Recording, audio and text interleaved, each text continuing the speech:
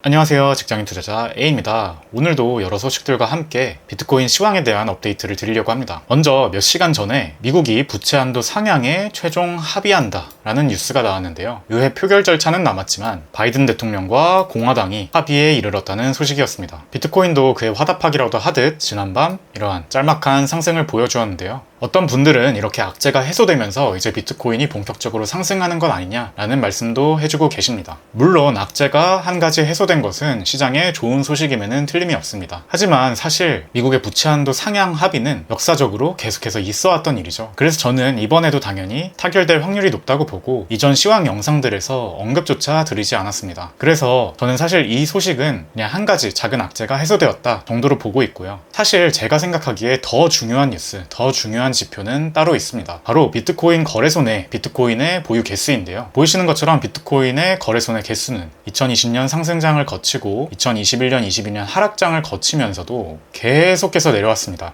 그리고 최근에 심지어 비트코인 가격이 올랐음에도 불구하고 거래소 내 보유 개수는 줄어들고 있죠. 이것은 크게 두 가지를 의미하는데요. 첫 번째는 비트코인 고래들이 계속해서 비트코인을 사 모아서 거래소 내에 두는 것이 아니라 각자의 지갑에 따로 송금을 해서 개인적으로 보관을 해나가는 수가 늘어나고 있다는 것입니다. 그만큼 고래들이 비트코인을 축적해 나가고 있다는 좋은 사인이죠. 두 번째는 이것이 단기적으로 굉장히 중요한 소식인데 거래소는 거래가 일어나는 것이죠. 그래서 거래소 내에 비트코인의 개수가 이만큼 낮아졌다는 것은 그만큼 거래소 내 유동성이 적어졌다는 것입니다. 그 말은 비트코인의 가격이 위든 아래든 더 쉽게 많이 움직일 수 있게 되었다는 뜻입니다. 예를 들어 예전에는 비트코인의 가격을 10% 올리기 위해서 비트코인 10,000개가 필요했다면 이제는 거래소 내 매도벽, 매수벽 모두 예전보다 얇기 때문에 그것을 뚫어내는데 10,000개보다 적은 예를 들어 5,000개, 2,000개가 필요하다는 것이죠. 그래서 지금 비트코인이 몇 달째 굉장히 지루한 횡보장을 보여주고 있는데요. 2017년부터 투자를 했던 저에게도 굉장히 지루하게 느껴질 정도로 고지를 눈앞에 두고 숨고르기를 하고 있는 모습입니다. 하지만 이 지루함은 언젠가 반드시 끝나게 되어 있고요. 그때 거래소 내 유동성이 낮기 때문에 위든 아래든 큰 방향성이 나올 수 있다는 겁니다. 그래서 지금은 비트코인이 한 번에 여기 32.5K 부분까지 쭉 10% 이상 올라줘도 전혀 이상하지 않은 상황이라는 거. 그래서 지금 지루하긴 하지만 조금만 더 참고 기다리다 보면 반드시 방향성은 나오게 된다는 거 생각하면서 조금 덜 지치고 6월을 맞이했으면 합니다. 자, 그리고 한 가지 더 말씀드리고 싶었던 것이 있는데요. 요즘 나스닥이 미쳤죠. 지난 2021년 고점에서 약 40% 가까이 하락했다가 다시 40%가량 고점 대비 상승한 모습입니다. 경기 침체를 우려해서 주식을 일찍 팔던가 아니면 아래에서 사지 않은 분들이 굉장히 멘붕에 빠질 수 있는 상황이죠. 이렇게 시장 가격이 오르니까 갑자기 시장 분위기가 비관에서 낙관으로 변하기 시작하는 모습입니다. 물론 저도 비트코인으로 봤을 때 단기적으로 아직 상방의 여력이 남아있기 때문에 아래에서 주었던 물량들을 아무것도 익절하지 않고 그대로 홀딩하고 있다라고 계속해서 말씀드리곤 있는데요. 그 이유는 저렇게 가격의 움직임에 따라서 오르면 낙관이 되고 떨어지면 비관으로 바뀌어서가 아니라 제가 보는 지표들이 그러한 상황을 암시하고 있다고 판단했기 때문입니다. 그래서 저희 구독자분들도 가격의 일시적인 등락에 따라서 본인의 관점을 바꾸시는 게 아니라 명확한 기준을 세우고 그 기준에 따라서 대응 방안까지 미리 생각하고 있다가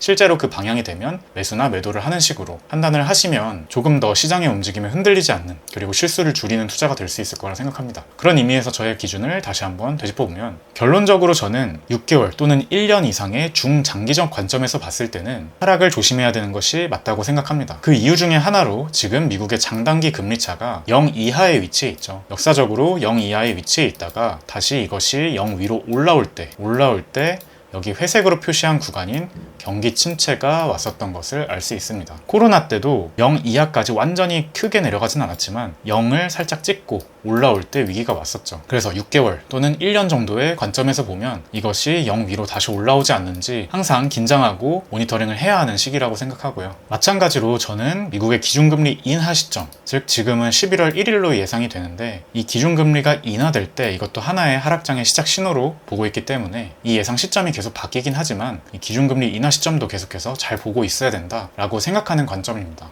그런데 6개월 이하의 단기적인 몇 달의 관점에서 봤을 때는 어쨌든 아직 금리 인하도 되지 않을 확률이 높고, 오히려 역사적으로 고금리가 유지되던 상황에서는 시장이 상승을 한 경우가 많았죠. 그래서 아직은 단기적으로 기존에 갖고 있던 물량을 익절할 이유는 아직 없다라고 보고 있습니다. 차트적인 관점에서도 저는 2022년에 이 긴 하락장에 대한 되돌림이 아직 충분히 나오지 않았다고 생각하고요. 여기 최소 타겟으로 잡아놓은 32.5K 이상은 한번 올라가 줄 확률이 높다고 생각하고 있습니다. 그래서 정리하면 6개월 이상의 중장기적인 관점에서는 여전히 큰 하락이 있을 수 있으니 계속해서 모니터링 하면서 지켜봐야 된다. 단 그 전에 단기적으로 보면 조금 더 상승 여력이 남아있는 것으로 생각하기 때문에 저는 아직 홀딩 중이다 라고 정리할 수 있겠습니다. 미래를 정확하게 예측하기는 어렵기 때문에 지금 시점에서 이렇게 될 거다 저렇게 될 거다라고 말하기는 어렵습니다만, 제가 가지고 있는 시나리오에 따르면 이 32.5에서 약 35.5 이 정도 구간까지 찍고 금리가 인하되고 경기가 급격히 안 좋아지면서 조정이 나오는 그림도 생각해보고 있고요. 두 번째는 그 전에 환경이 너무 좋고 비트코인 고래들이 그냥 가격을 올리기로 결정을 하면서 이 강력한 저항 구간을 만약에 강하게 뚫어준다면, 그리고 이 위에서 다시 한번 지지를 받는다면 추가 상승의 가능성이 굉장히 높은 것으로 보기 때문에 여기를 한 방에 뚫는 것 같은 움직임이 보이면 익절을 잠깐 멈추고 조금 더 홀딩해보는 식으로 대응을 해보려고 합니다. 한 가지 더 첨언을 해보자면, 결국 구체적인 시나리오도 어찌되었든 불확실한 미래에 대한 예측의 영역입니다. 따라서 이렇게 예측에 집착하기보단 저는 주요 반등 포인트 그리고 주요 저항 포인트를 미리 체크해두고 실제로 가격이 그 시점에 왔을 때 다른 지표들까지 추세 전환을 보여주는지로 주로 매매를 하는데요. 예를 들면 제가 말씀드렸던 25.2에서 23.2K 구간, 이 구간이 한 번에 반등 포인트가 돼서 만약에 가격이 이런 식으로 내려와서 이 지점에 왔을 때 다른 지표들까지 반등을 가리킨다면 매수를 해볼 수 있겠고, 그 다음 주요 반등 포인트는 저는 18.2K 18,200불 구간으로 보기 때문에 그럴 확률이 엄청 높다고 생각하진 않지만, 만약에 제가 예측하지 못한 엄청난 악재에 의해서 시장이 쭉 쏘는다면 이 부근에서 한번 매수를 들어가 보려고 생각하고 있습니다. 반대로 매도 포인트는